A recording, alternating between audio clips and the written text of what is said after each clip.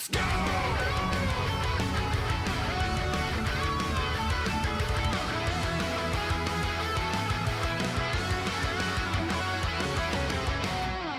So I was talking about it. I got into it from initially a sponsored stream, and I'll be real, throughout the majority of the game, there was a period of time about like, I'd say 40 hours in, and I'm like, this might be one of the best games I've ever played.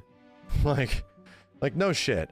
I kind of had a moment where that game was so good and was doing so much for me in so many ways where I'm like, this might legit be one of the greatest games I've ever played. It's certainly game of the year, that's for sure. But let's talk about why I was feeling that way. Narratively, the story's got a shit ton of intrigue. To be honest, like the majority of the narrative is told extremely indirectly through a lot of like quotes and misdirect story. It's like you're practically... I feel like we were playing through a Dark Souls story in terms of how indirect they're trying to tell us this narrative. It said characters were saying stuff, you know? Characters were literally saying things. So they keep what is effectively the actual exposition until a very, very, very, very, very late point in the game. To me, that made it very captivating. All it really did was you have this big looming thing on the horizon. We have our goal, we have our team, we have the teams that come before us, the narrative aspect of learning what happened to the other teams as we get up to the top of the world is so sick. Like, this is such a cool idea. I love it, you know, and seeing what happened to them, what they went through, how far did they get? Like, it's so, those parts of the game is just incredible to me, of just realizing that, like, yeah, like nearly 100 years or something like that of people trying to, like, yeah, literally get to the top of Mount Everest. How far did they get? That mystery and that shit is just, it really did it for me story-wise. And then sort of like, it very much drip feeds you beats of what the story actually is until you get like an obvious like big moment where you really get it hit on the head. You know what I mean? I think narratively speaking, throughout the majority of the game, I loved it, man. I absolutely, I just loved the characters. I couldn't believe how well written the characters were. I couldn't believe how it felt, all of the expeditions and the world and everything in it just 100% was like lived in. It felt like a really real world with all these characters that had history and shit. A really, really high amount of character depth. These characters feel like real people. Their dialogue is also insanely well written. The way characters talk to each other is insanely well written. So I can't even talk more highly about like the narrative for the majority of my experience. However, and I don't want to talk about any negatives yet, it is one of the things that is my biggest criticism. So, moving on to other stuff I loved. For a game that's made by like a relatively small development team, it's gorgeous. You know, I get it. It's been said many times. More than 30 people worked on the game. And I'm like, my dude, I was in a development studio where a bunch of people were working on Killer Instinct, right? And I was there with all the devs that were putting that game together, and it was like 40 people, maximum. And I look at the credits of KI, and it goes on for years. And it's like, huh. There's a lot of other aspects of the game that goes into making a game, you know? Expedition 33 is kind of the same way, where clearly it was made by a very tight-knit crew of people. And their choices are what got put into the game. And they got expanded on because they had help from third-party developers, or, you know, all these other legal aspects, or publishing, or all that kind of... The people that helped you book the music rooms, and the people that provided the places to record, like all that shit goes in the credits. Yeah, it's a lot of shit that goes into making anything, you know what I mean? But the fact that such a small crew of people with such like a vision were really able to execute that vision is crazy to me. And the fact that it visually comes together that well throughout, like, I think the whole game, like, if there's one thing I do not have any criticisms on, is like, I think there's some weirdness in terms of the way characters talk, and there's some weirdness in the way the characters' like faces move around every once in a while. I'm with you, but the very large majority of time, it's gorgeous. The way characters' faces emote is mind-blowing. How much they're able to communicate without characters saying anything. I love it, man. And I love how much this game takes time with its moments where we do not need to directly explain this shit to you. We do not need to sit here and explain to you what's happening. I can look in this dude's eyes and I know exactly what they're going through. I love it, dude. I love it. To me, Expedition 33 feels like a game that's like made by adults, that is just trying to make a game for adults. You know?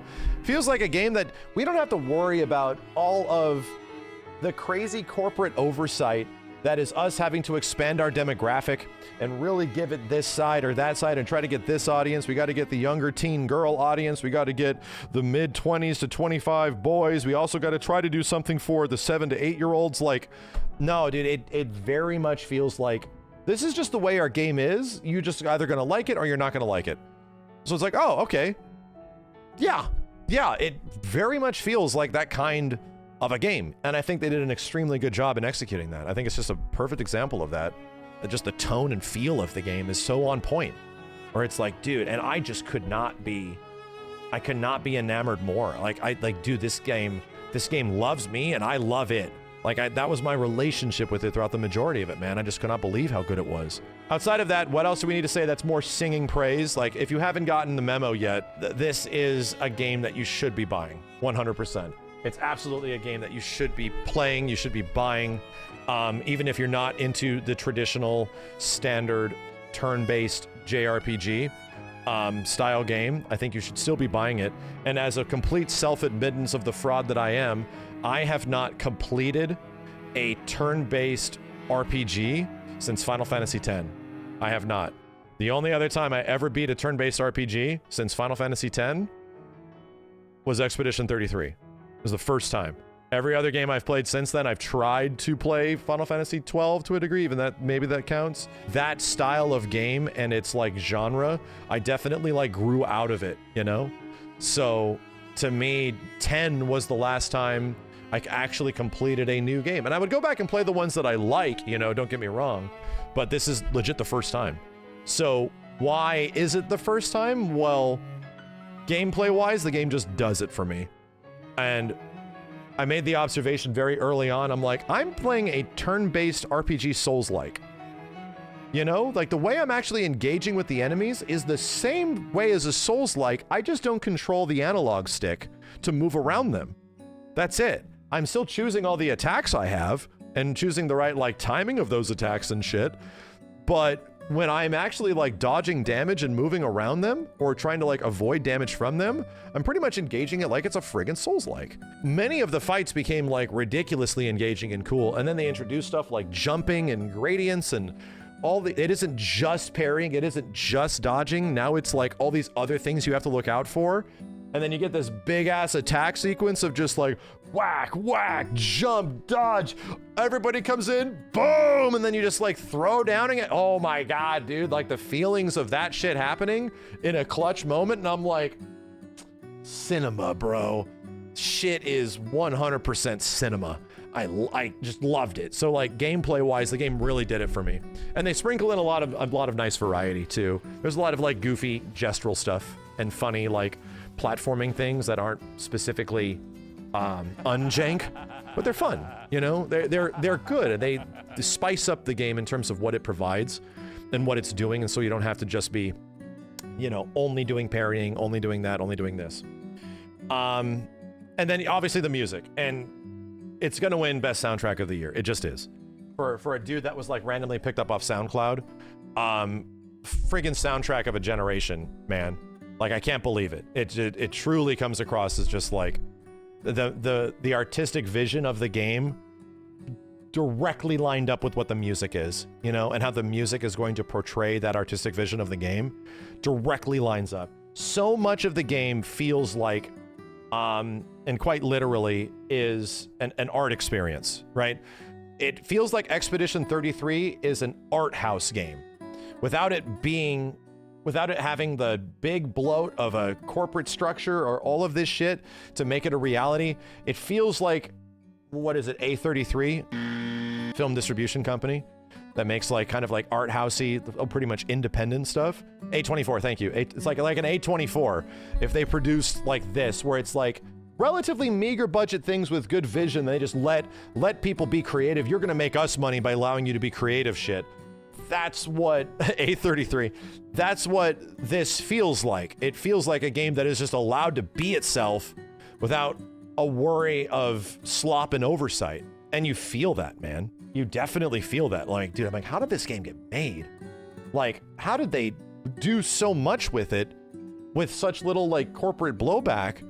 And it kind of shows you what people can get done even with a small period of time. It's like, that's crazy to me. That's just crazy to me. Visually on board, loved the story, loved the gameplay, loved the music, right? Just so much of it. You have the game a 9 out of 10. Did he say 9 out of 10? That doesn't make any sense. Why did he say 9 out of 10? Everything he's describing is like it's the GOTY's game of goat and goatins. What's going on? So without getting into spoilers, I will talk about why the game goes down an entire point from being what is effectively the GOAT to a really, really, really good game. There is an absolutely massive gameplay change that happens near the finality of the game. And this is somewhat of a spoiler, but it's a 3-act story, so there is Act 3. In the final parts of the game, there are elements introduced to the player that I don't think are particularly well handled, and it's in the form of pictos, and it's how the game is played from that point forward. To me, the way I engaged with this game and its combat, and I played it on expert. I'm not gloating or bloating about it. All I'm saying is that I was like on the line for a lot of fights, and I felt like I was on the brink of death throughout so many of these battles throughout this game, you know? And until the very like last chunk of it, there's a part of the game where that just goes away for the most part, where like the way that I engaged with this game was so cool, and then it just stopped. And that's when the game introduces a picto, an ability that every character can get. Mind you, many people would use the example, and it's called a painter picto. I was just trying to be as vague as possible. Many people say, but Max, Knights of the Round exists in Final Fantasy VII, my dude. Like, you can go become the most powerful bitch ever, and then just watch a 2-minute cutscene, and then mime that shit, and then mime that shit, and then mime that shit, and then you're barely even engaged. You're not even playing the game like you normally do. You're not wrong. You're absolutely not wrong. However, in Final Fantasy VII, I gotta go find a chicken. I gotta go learn about other chickens. I gotta go talk to a guy about those chickens, why I need those chickens to eventually talk to each other. I eventually gotta learn from that guy that I gotta get a nut for those chickens to talk to each other, and those chickens gotta make a green chicken. And then that green chicken, I gotta go race that chicken. I gotta make him proud. And then I gotta go find another chicken across the world that looks at another chicken with a funny eye, and then get a new nut for that chicken, and then get that chicken to go race against the other chicken, and then take both chickens and make a new chicken baby. And then that new chicken baby is gonna go to another chicken baby. And then I gotta make that one do another one that's a great one, and then race those ones so that they become better and better and better. And then they're gonna make this one, and I have a chance at just getting an ultra mega chicken. And then once I get the ultra mega chicken, I'm gonna take that ultra mega chicken to a crazy cave, and those crazy caves are gonna make me the most powerful character in the world. 10+ hours has transpired, and I have committed myself to becoming ultra powerful at the end of this chicken story. I have committed a ton of time and research and knowledge to earning what is effectively the ultimate power, the power of a god. My biggest criticism in the way that Expedition 33 introduces the power of the god to the player is that it's just given to you, and you don't even have a choice. It's just put in your inventory once you reach a certain part of the game. And I genuinely feel like it should have been earned. I genuinely feel this should have been behind some super boss somewhere, because getting access to that power is at a severe detriment of several other parts of the game, and the power shift is like the game's not even ready for it, to the point where I have to be warned about it, and I'm like, nah, don't worry about that. We just do this in all games, guys. This is fine. Ignoring the pleas of everybody watching. And then I go into some crazy ass boss fight, some huge narrative thing that happens. I get up there and I'm like, damn, we're up here. This is nuts. Holy shit. Okay, let's fight this boss. Whoa, they're dead. Ah, shit. And then I have to go back and go like watch the cutscene, play the fight without even attacking, just to see them hitting me, you know? And I'm like, oh, that felt rough. And then I'll go fight like a couple other bosses, and just boom, they're just dead. Shit. That boss fight might have been cool, but I used my brain, you know, I destroyed them. The big kicker to me was the final area, where the final area as almost like they don't consider you to be this like strong. And I have never grinded in this game, dude. Here's what's crazy. I think this is intentional. And this is where my second biggest criticism is. Story and characters.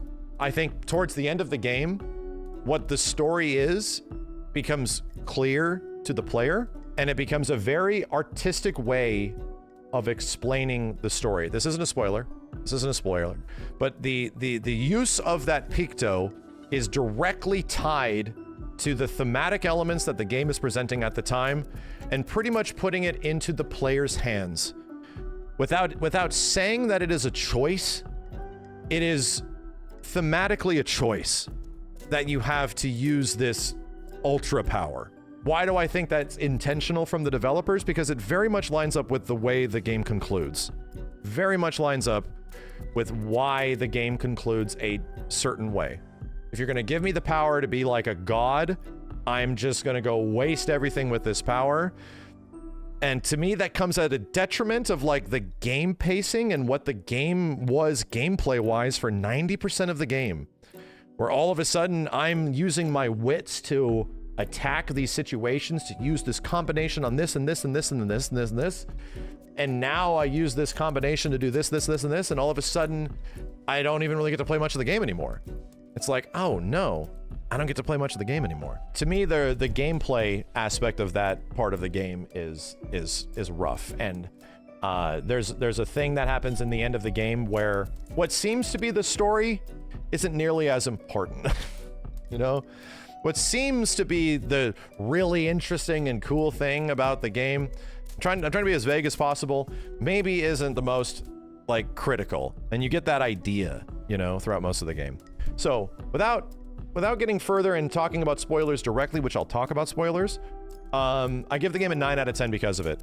And I have to respect it, where I personally say the game's a 9 out of 10, but man, my critical review is actually higher. It's a 9.5. I still think this is Game of the Year material, 100%. But in many situations, my personal rating of a game is usually higher than the critical rating. It's opposite here. No kidding, I deeply respect the developers for committing to this vision and conclusion and some of these choices, and how I talked about this as an art house game. It absolutely has an art house as fuck final act. It certainly is. But what is art? It is something that is not going to appeal to everyone. It is something that will not resonate with everyone the same way.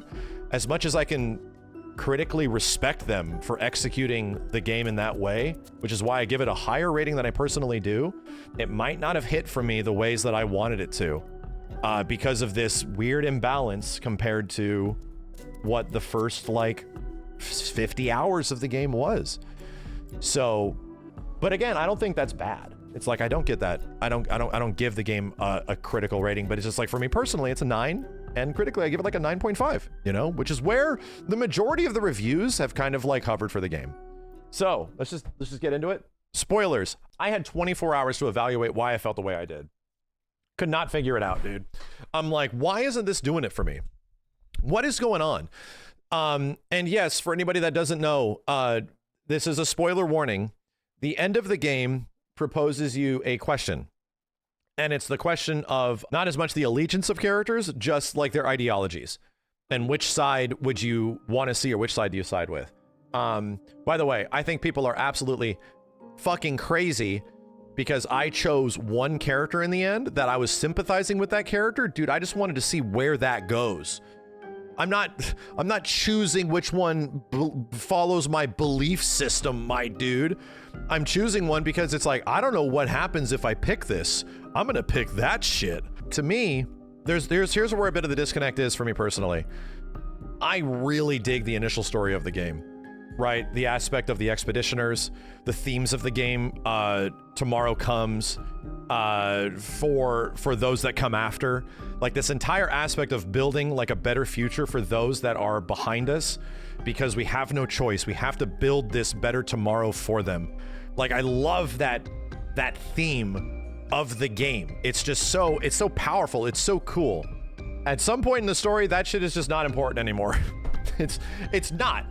To the point where it's like the majority of us, when you go watch, I've watched like story compilations of Expedition 33, and dude, 99% of the video is talking about Descendre family relationships, Descendre family drama and guilt and grief and their aristocratic elements compared to other sects and shit, SECTS. And I'm just like, so what about Gustav?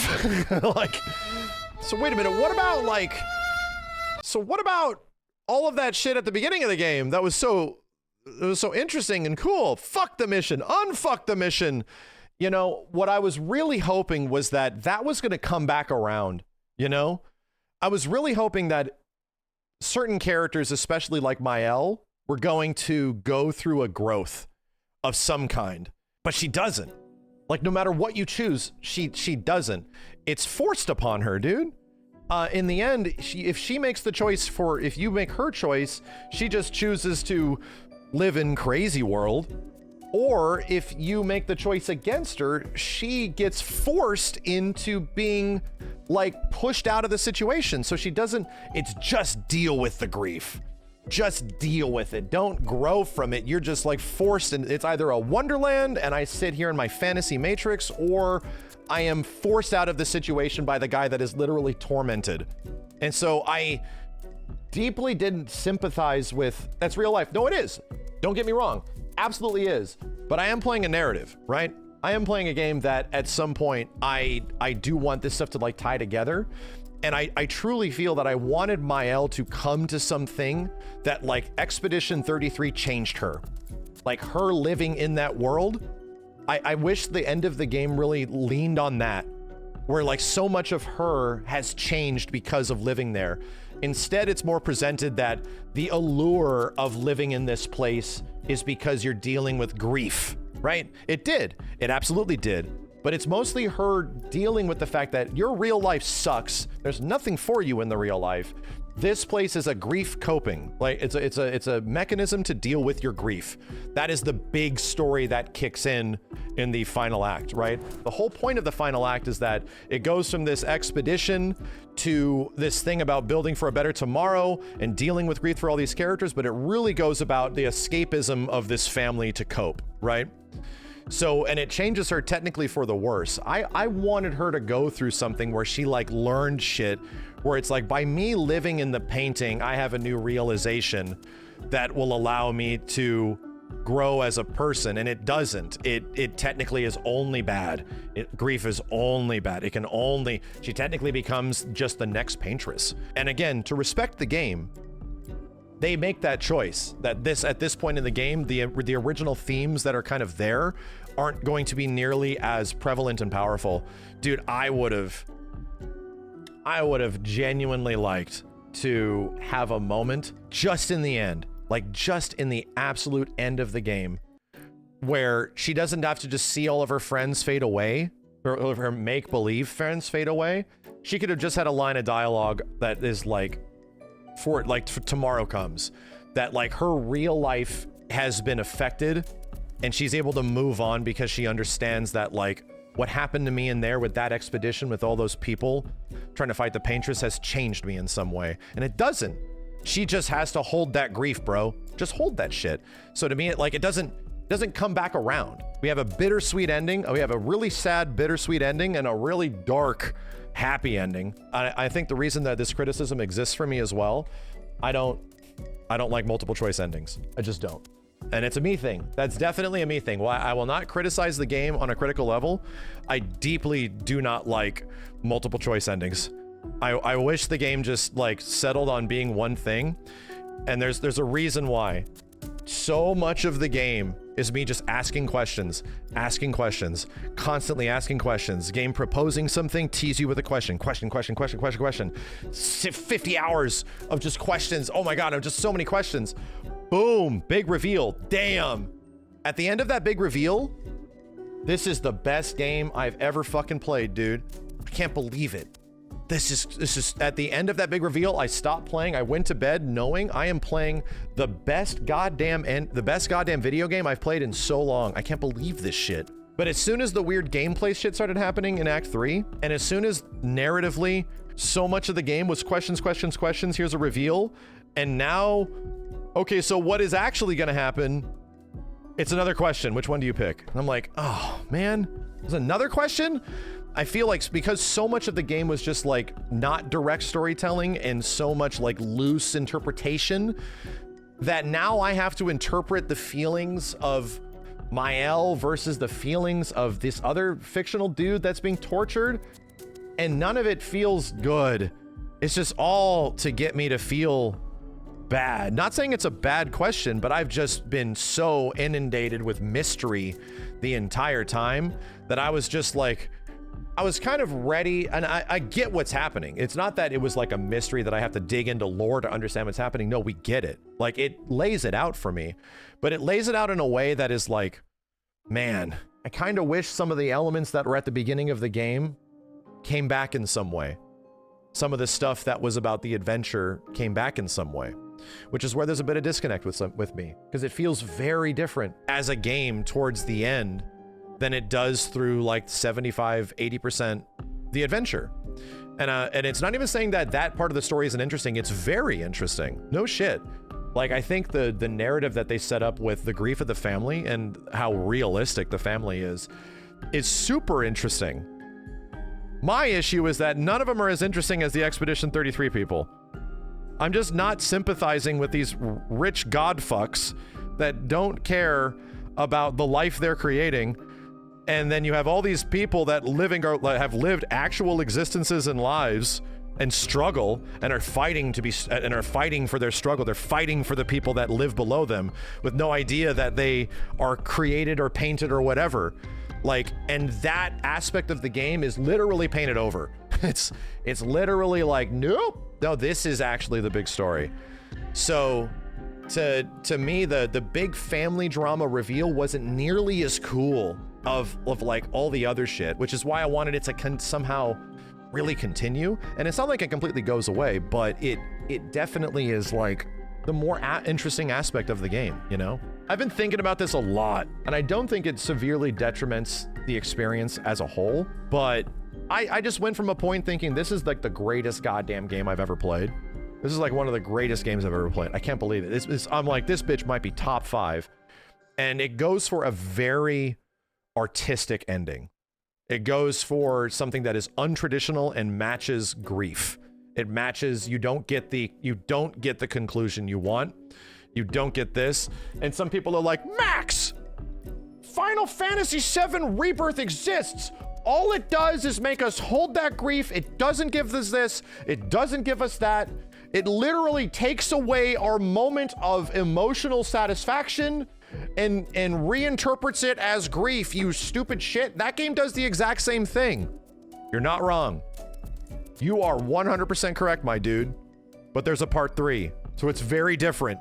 We know there's something after, and this is the end of this story. Like, this is the end of this story. For me personally, I can't wait to see what they do next. It's clear that Claire Obscure, which is like light and dark, is going to be where the developers move forward, right? Is where the developers are going to take this franchise. Claire Obscure is their Final Fantasy, and they're going to have these games that really ride the line of like emotional darkness and light and put them right next to each other, because that's a great thematic element. It's just a great element to work with in a story, of just like the darkest parts and the lightest parts working within each other, within stories. I don't know if I want any more games about painter stuff. I don't. I want it to be, I hope if they do make games in the future, it is not going to be about painters or anything. I think this works alone in itself, and they've created enough mystery and not answered every question in the painter world about writers and musicians and shit. I don't know if I want that. I think I would personally like them just to try something different within the same storytelling style, within this aspect of like light and dark. Let's keep that way, you know? I still loved it. I got to go back and play more. I didn't do much of the optional content. I did some super bosses, but I very much want to play more of the game. But I've been sitting on it for a while and trying to figure out why I felt the way I did. And, you know, so much of it was great, and I respect the ending, but I don't know if it just hit for me in the ways I really wanted it to.